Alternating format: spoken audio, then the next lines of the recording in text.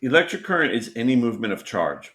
So this term, electric current, applies to a sudden electrical discharge across a gap, like a spark or a lightning bolt, and or it can apply to the motion of charges inside Earth's mantle and in the solar wind around the sun, or it can apply to controlled currents on a smaller scale contained within copper wires that we generate. The light that you observe in lightning and static shocks is it's related to the light produced by, I'm sorry, the light that you uh, observe in lightning and the light that you observe in shocks.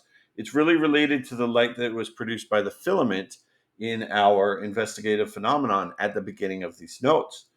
The filament, remember, in the filament, the electricity flows through a thin wire, and then the wire lights up. So what's happening there? Well, the motion of the charge carriers, the electrons or the ions, heats up the air and results in that glow. Whether you're talking about a spark from your finger or a lightning bolt between the clouds and the earth. Electrons don't glow on their own. Okay, so you're not seeing the electrons when you see a spark. You're seeing their interaction with the matter around them, their interaction with the air that produces that light and that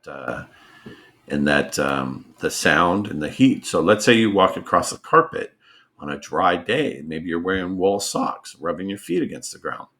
If you g- grab a doorknob or or hit the screw on a light switch, you might see a spark jump between your fingertips and the knob. So think about, where did that energy come from?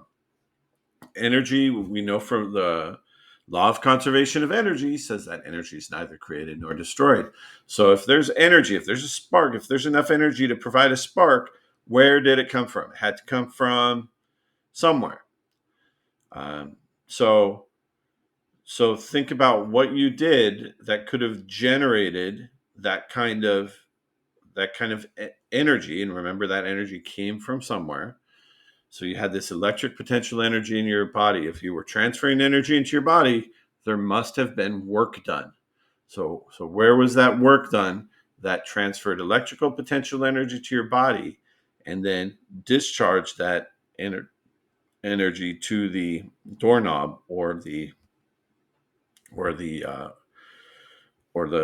light switch, or if you pet a cat, you might sometimes feel sparks on or a dog, you might feel the sparks forming on a on a dry day. Think about where that energy comes from and answer the questions below.